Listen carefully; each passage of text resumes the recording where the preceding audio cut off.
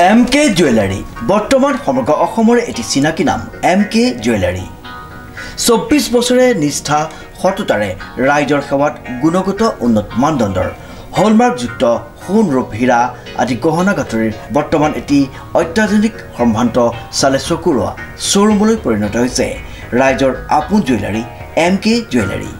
বিয়া বাৰু জন্মদিন বা অন্য কোনো বিশেষ মুহূৰ্তত আপোনজনক যদি সোণ ৰূপ হীৰা বা অন্য যিকোনো গহনা উপহাৰ দিব বিচাৰে তেন্তে MK জুৱেলাৰীক সদায় পাব আপোনালোকৰ কাষত।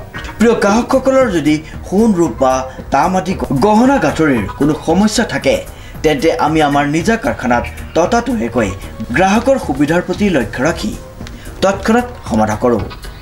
আপোনাৰ মৰমৰ পুত্ৰ বা জীয়ৰীৰ শুভ বিবাহৰ বাবে আমাৰ শ্বৰুমত হলমাৰ্কযুক্ত বিয়াৰ সম্পূৰ্ণ গহনা পোৱা যাব উচিত মূল্যত আৰু উচিত মানদণ্ডত। পুৰণি সোণৰ গহনা সলনি কৰি অত্যাধুনিক ন ডিজাইনৰ গহনা আমাৰ MK জুৱেলাৰীৰ পৰা ক্ৰয় কৰিব পাৰিব। প্ৰিয় গ্ৰাহকসকলক সম্পূৰ্ণ বিশ্বাসযোগ্যতাৰে আমাৰ শ্বৰুমৰ পৰা কোনো অসুবিধা নোপোৱাকৈ সেৱা আগবঢ়োৱাই আমাৰ একমাত্ৰ লক্ষ্য।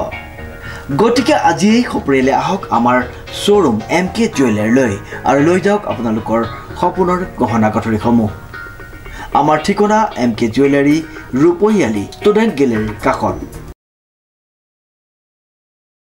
নমস্কাৰ, এই মুহূৰ্তত এক গুৰুত্বপূৰ্ণ বাতৰি লৈ ষ্টুডিঅ'ৰ মজিয়াত মই পল দাস। 29 ছেপ্টেম্বৰ দেওবাৰে এটি গাম্ভীৰ্যপূৰ্ণ অনুষ্ঠানেৰে দেৰগাঁও সাহিত্য সভা ভৱনত 6খনকৈ বহুমূলীয়া গ্ৰন্থ উন্মোচন কৰা হয়।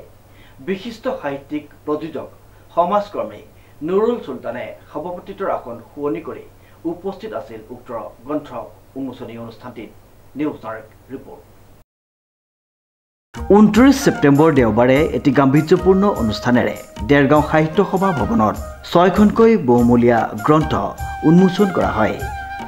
বিশিষ্ট সাহিত্যিক প্ৰযোজক সমাজকৰ্মী নুৰুল চুলতানে সভাপতিত্বৰ আসন শুৱনি কৰি উপস্থিত থাকে গ্ৰন্থ উন্মোচনী সভাখনিত। উল্লেখযোগ্য যে দেৰগাঁও সাহিত্য সভাৰ ১৭ বৰ্ষ অনুষ্ঠান উদযাপনৰ ওপৰত সংগতি ৰাখি গ্ৰন্থ উন্মোচনী সভাখনি অনুষ্ঠিত হৈ যায়। দেওবাৰে বিয়লি দেৰগাঁও সাহিত্য সভা ভৱনত উন্মোচন কৰা হয় 6খনকৈ বহুমূলীয়া গ্ৰন্থ। লেখক কুশল চন্দ্ৰ পূজাৰীৰ কাব্য সংকলন অৰ্চনা জাহ্নৱী হিমাশ্ৰী গ্ৰন্থখনি উন্মোচন কৰে শিক্ষাবিদ ডক্টৰ পৰাগ কুমাৰ ঠাকুৰে। লেখক অমৰ বৰুৱাৰ সাহিত্যাচাৰ্য সৈয়দ আব্দুল মালিকৰ সাহিত্য নামৰ গ্ৰন্থখনি উন্মোচন কৰে দেৰগাঁও কমলদুৱাৰা মহাবিদ্যালয়ৰ অসমীয়া বিভাগৰ মুৰব্বী অধ্যাপক লাবণ্য বৰাই। লেখিকা বিনীতা শইকীয়াৰ 2খনকৈ গ্ৰন্থক্ৰমে ৰ'দবোৰ এই বাটেৰে নামি আহে উন্মোচন কৰে সাহিত্যিক শোভন শইকীয়াই আৰু এই নদীয়েদি বৈ যায় তোমাৰ মৰম উন্মোচন কৰে দেৰগাঁও সাহিত্য সভাৰ সভাপতি অজিত চন্দ্ৰ দত্তই। লেখিকা বন্দনা চেতিয়াৰ মহাজীৱনৰ মৌ নামৰ গ্ৰন্থখন উন্মোচন কৰে বিশিষ্ট লোক সংস্কৃতিৰ সাধক মুনিন গগৈয়ে আৰু লেখক মফিজুৰ ৰহমানৰ গণতন্ত্ৰ আৰু নাগৰিক চেতনা নামৰ গ্ৰন্থখনি উন্মোচন কৰে শিক্ষাবিদ ডক্টৰ ক্ষীৰেশ্বৰ লয়ঙে। দেৰগাঁও সাহিত্য সভাৰ জন্ম শতবৰ্ষ উপলক্ষে আমি যি শতাধিক গ্ৰন্থ প্ৰকাশৰ আঁচনি গ্ৰহণ কৰিছিলোঁ সেই আঁচনিৰ অন্তৰ্গত আজি আমি 6খন গ্ৰন্থ 5গৰাকী লেখকৰ 6খন গ্ৰন্থ আমি উন্মোচন কৰিছোঁ। তাৰ প্ৰথমখন গ্ৰন্থ আমাৰ সকলোৰে শ্ৰদ্ধাৰ শিক্ষাগুৰু দেৰগাঁও কমলদুৱাৰা মহাবিদ্যালয়ৰ অসমীয়া বিভাগৰ অৱসৰপ্ৰাপ্ত অধ্যাপক কুশল চন্দ্ৰ পূজাৰীদেৱৰ অৰ্চনা জাহ্নৱী আৰু হিমাশ্ৰী এখন কাব্যগ্ৰন্থ। এই কাব্যগ্ৰন্থখন আজি আনুষ্ঠানিকভাৱে উন্মোচন কৰে অসম সাহিত্য সভাৰ প্ৰাক্তন ভাৰপ্ৰাপ্ত উপসভাপতি ডক্টৰ পৰাগ কুমাৰ ঠাকুৰ ছাৰে। আৰু আজিৰ এই অনুষ্ঠানতে আমাৰ দ্বিতীয়খন গ্ৰন্থ সাহিত্যাচাৰ্য সৈয়দ আব্দুল মালিকৰ সাহিত্য এই শীৰ্ষক গ্ৰন্থখন ৰচনা কৰিছে অমৰ বৰুৱাই আৰু তেওঁৰ এই গ্ৰন্থখন আজি আনুষ্ঠানিকভাৱে উন্মোচন কৰে দেৰগাঁও কমলদুৱাৰা মহাবিদ্যালয়ৰ অসমীয়া বিভাগৰ জ্যেষ্ঠ অধ্যাপিকা লাবণ্য বৰা বাইদেৱে। তৃতীয়খন গ্ৰন্থ ৰ'দবোৰ এই বাটেৰে নামি আহে এখন কাব্যগ্ৰন্থ বিনীতা শৰ্মাৰ কাব্যগ্ৰন্থ। এই কাব্যগ্ৰন্থখন উন্মোচন কৰে অৱসৰপ্ৰাপ্ত অধ্যাপক তথা গোলাঘাট জিলা সাহিত্য সভাৰ প্ৰাক্তন উপসভাপতি শোভন চন্দ্ৰ শইকীয়া ডাঙৰীয়া।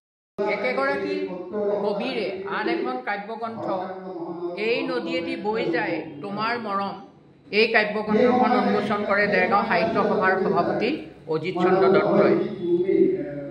গণতন্ত্ৰৰ নাগৰিক চেতনা শীৰ্ষক এখন প্ৰবন্ধ সংকলন, এই প্ৰবন্ধ সংকলনখন ৰচনা কৰিছে মফিজুৰ ৰহমান ডাঙৰীয়াই, আৰু এই গ্ৰন্থখন আনুষ্ঠানিকভাৱে উন্মোচন কৰে দেৰগাঁও সাহিত্য সভাৰ গ্ৰন্থ প্ৰকাশন উপ সমিতিৰ সভাপতি তথা অধ্যাপক ডক্টৰ ক্ষীৰেশ্বৰ লয়িং ডাঙৰীয়াই।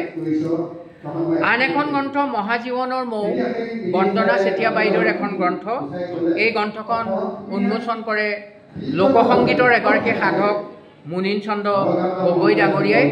আজিৰ আমি এই অনুষ্ঠানত আমি 6খনকৈ গ্ৰন্থ উন্মোচন কৰিবলৈ পাই ধন্য হৈছোঁ, আৰু আজিৰ এই গ্ৰন্থ উন্মোচনী সভাখনত সভাপতিত্ব কৰে শতবৰ্ষ উদযাপন সমিতিৰ সভাপতি নুৰুল চুলতানে।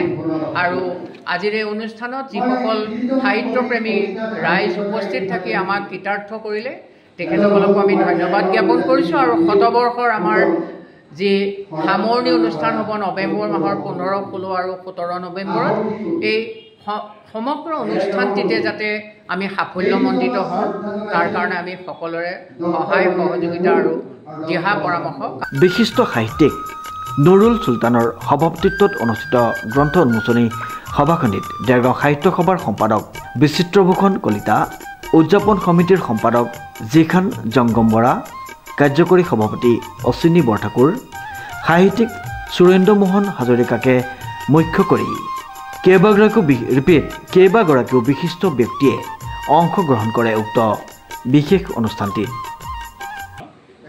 প্ৰথম গ্ৰন্থ হিচাপে হয়তো এয়া প্ৰথম মানস পুত্ৰ স্বৰূপী গ্ৰন্থখনৰ নামৰ ক্ষেত্ৰতো এটা বিশেষত্ব আছে। আজি এই শুভ দিনত আপোনাৰ মনৰ অনুভৱ? মই আচলতে মোৰ আৰু 5খন গ্ৰন্থ ইতিমধ্যে মই পিছত আছে, কিন্তু এইখন প্ৰথম মই এতিয়া প্ৰকাশ কৰিছোঁ। এইখন মই এইকাৰণে প্ৰকাশ কৰিছোঁ, মই কবিতাৰ গতানুগতিক নাম দিয়া নাই। মই মোৰ পৰিয়ালৰ, মোৰ পৰিবাৰ, মোৰ বোৱাৰী এওঁলোকৰ নামে দিছোঁ এটা ব্যতিক্ৰমধৰ্মী নাম। আৰু মোৰ কবিতাবিলাক মই কেৱল গতানুগতিক দুৰ্বোধ্য শব্দই লিখা নাই, মই কবিতাবিলাকত একোটা ইতিহাস দিছোঁ য'ত পঢ়িলে প্ৰত্যেকজন পাঠকে নিজক বিচাৰি পাব। আৰু মই পাতনিত মই সুন্দৰকৈ লিখিছোঁ যে মই কবিতাত কি দিছোঁ। মোৰ কবিতা সমাজৰ বাবে আৰু ৰাইজৰ বাবে, আৰু মোৰ কবিতাত ব্যক্তিগত কোনো ধৰণৰ ইলিজি নাই। মোৰ কবিতাবিলাক সাৰ্বজনীন আবেদন আছে, আৰু ৰাইজে পঢ়িলে তাত সকলোবিলাক বিচাৰে, আৰু মই পাঠকে গ্ৰহণ কৰিবলৈ ভাবিছোঁ। আৰু কবিতাবিলাক কিন্তু এটা নিৰ্দিষ্ট পংক্তি নহয়, বিভিন্ন বছৰত বিভিন্ন সময়ত অভিজ্ঞতাৰে লিখা কবিতা। গ্ৰন্থখন ডক্টৰ প্ৰভাত ঠাকুৰ, অসম সাহিত্য সভাৰ প্ৰাক্তন উপসভাপতি, আৰু দেৰগাঁও সাহিত্য সভাৰ তেখেত আছিলে এইখন সম্পাদক, আৰু দেৰগাঁও সমন্বয় মহাবিদ্যালয় তেখেতে জুলজীয় বিভাগৰ অৱসৰপ্ৰাপ্ত অধ্যাপক আৰু প্ৰিন্সিপালো আছে তেখেতে ডক্টৰ প্ৰভাত ঠাকুৰ। দেৰগাঁৱৰ পৰা নৱজ্যোতি ভৰালীৰ এক বিশেষ প্ৰতিবেদন, নিউজ নাও।